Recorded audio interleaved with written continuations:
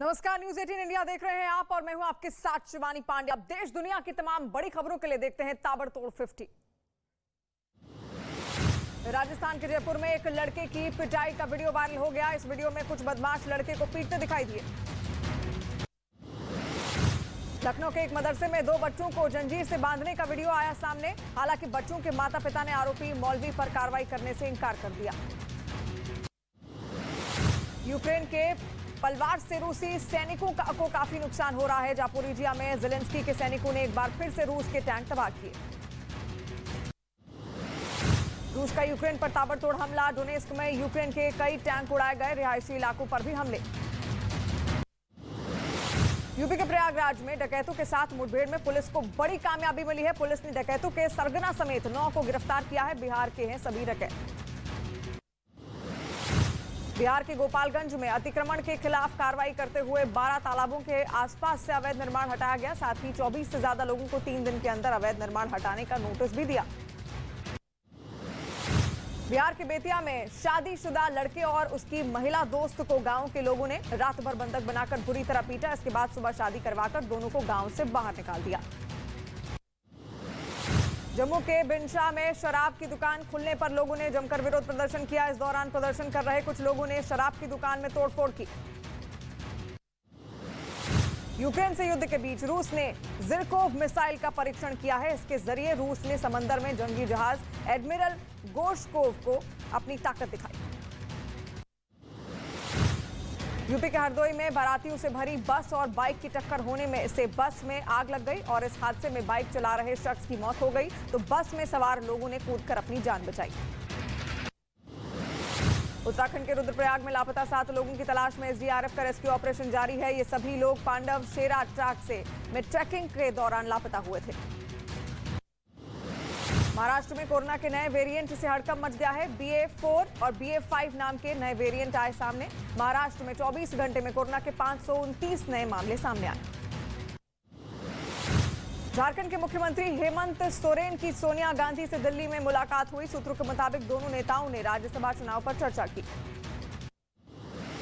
UP में कामकाजी महिलाओं को योगी सरकार की सौगात। विशेष परिस्थितियों को छोड़कर शाम 7 से सुबह 6 बजे तक महिलाओं के काम करने पर रोक लगाई गई है। मुंबई से गोरखपुर आ रहा स्पाइस जेट का विमान हादसे का शिकार होने से बच गया। खिड़की में दरार पड़ने के बाद वापस मुंबई में ही लैंडिंग करवानी पड़ी। राजस्थान में राज्यसभा चुनाव से पहले बीजेपी ने जयपुर में अपने विधायकों के लिए एक प्रशिक्षण शिविर रखा है। सभी विधायकों को 7 से 9 जून तक एक होटल में रखा जाएगा।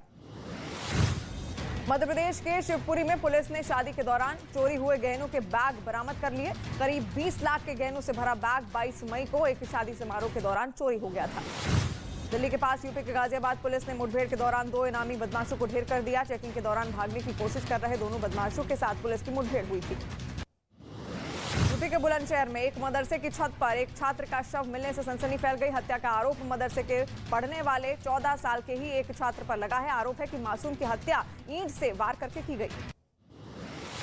यूपी के प्रयागराज में जमीन विवाद के दौरान गोली लगने से एक की मौत हो गई जबकि 2 लोग गंभीर रूप से घायल हो गए। अस्पताल में उन्हें भर्ती कराया गया। वहीं छत्तीसगढ़ के कोरबा में छात्रा की संदिग्ध मौत मामले में सामने आई पोस्टमार्टम रिपोर्ट में हत्या की पुष्टि हुई है। पोस्टमार्टम रिपोर्ट के मुताबिक छात्रा की हत्या गला दबाकर की गई। छात्रा का शव कुछ दिन पहले एक कुएं से मिला था। गृहमंत्री अमित शाह आज गुजरात के गांधीनगर में 632 करोड़ की लागत से बने स्पोर्ट्स स्टेडियम का शिलान्यास करेंगे। गृहमंत्री गुजरात पुलिस के आवासीय परिसर के उद्घाटन समेत कई योजनाओं की शुरुआत करेंगे। प्रधानमंत्री नरेंद्र मोदी आज सुबह 11 बजे रेडियो पर मन की बात करेंगे। आज मन की बात कार्यक्रम का 89वां संस्करण का प्रसारण होगा।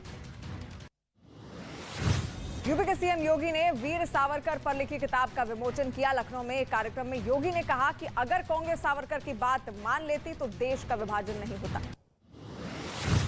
AIMIM चीफ असदुद्दीन ओवैसी ने बीजेपी और आरएसएस पर बड़ा हमला बोला। महाराष्ट्र के भिवंडी की एक रैली में ओवैसी ने कहा कि बीजेपी और आरएसएस हमारी हर निशानी को मिटा देना चाहते हैं।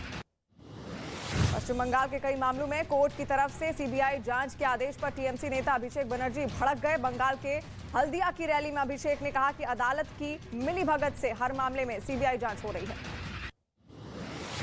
जर्मन चांसलर ओलाफ शोल्ज और फ्रांस के राष्ट्रपति इमानुएल मैक्रों ने पुतिन से युद्ध विराम की अपील की। करीब 80 मिनट तक फोन पर बातचीत हुई और बातचीत में अज़ोवस्ताल से बंदी बनाए गए 2500 लोगों की रिहाई पर भी बात की गई।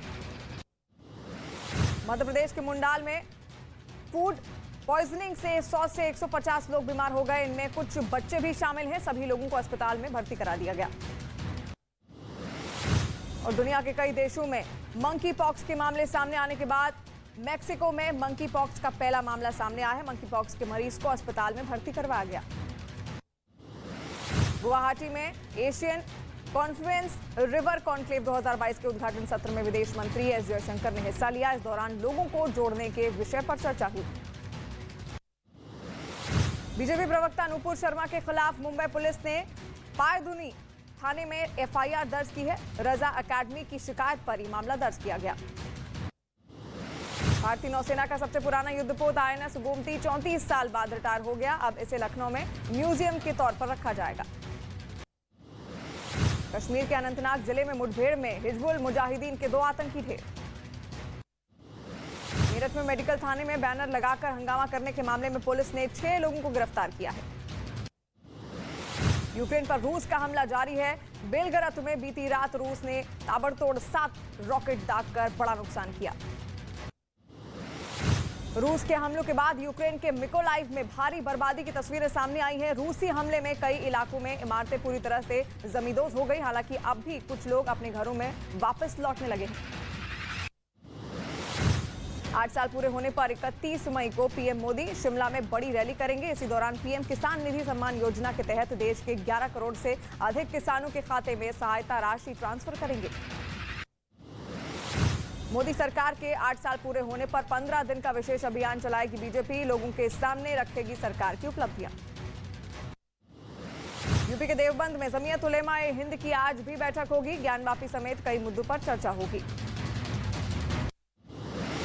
यूक्रेन की सेना की रूस पर बड़ी कार्रवाई। रूसी सैन्य उपकरणों को नष्ट करने का वीडियो जारी किया।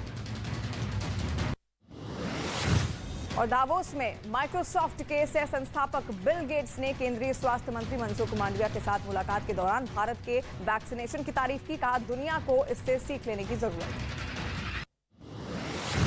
ज्ञानवापी मस्जिद पर विनय कटियार का बड़ा बयान। कहा, अयोध्या की तरह काशी की लड़ाई भी जीतेंगे। मुस्लिम समुदाय के मस्जिद में जाने पर रोक की मांग। रूस के खिलाफ यूक्रेन के सैनिकों का जोरदार पलटवार हुआ है। खेरसॉन में होवित्जर में से रूसी सैनिकों का जवाब। यूक्रेन सेना ने एक रूसी टैंक पर कब्जा कर लिया। यूक्रेन की सेना की ओर से रूस के T-72A टैंक पर कब्जा करने का एक वीडियो जारी किया गया।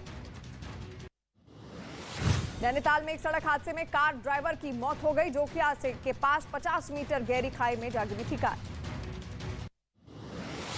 रूस के यूक्रेन पर हमले और तेज हो गए। रूसी सैनिकों की जोरदार गोलीबारी में 20 यूक्रेनी सैनिकों को मारने का दावा किया गया। यह हमला कहां हुआ, इसकी पुष्टि नहीं हुई। रूस ने यूक्रेन पर हमले का एक वीडियो जारी किया। अटैक हेलीकॉप्टर से यूक्रेन के ठिकानों को ध्वस्त किया गया। रूस के खिलाफ पलटवार में यूक्रेन के सैनिकों को विदेशी हथियार ज्यादा मददगार साबित हो रहे हैं। अमेरिका, ब्रिटेन, जर्मनी और इटली के हथियारों से रूस को बहुत नुकसान। एशिया कप हॉकी के सुपर 4 स्टेज मुकाबले में भारत की शानदार जीत। जापान को 2-1 से हराकर लीग मैच में हार का बदला लिया और आज मलेशिया से टीम इंडिया की भिड़ंत होगी। अहमदाबाद के नरेंद्र मोदी स्टेडियम में आज आईपीएल 2022 का फाइनल मुकाबला खेला जाएगा। खिताबी मुकाबले में राजस्थान रॉयल्स और गुजरात टाइटंस की भिड़ंत होगी।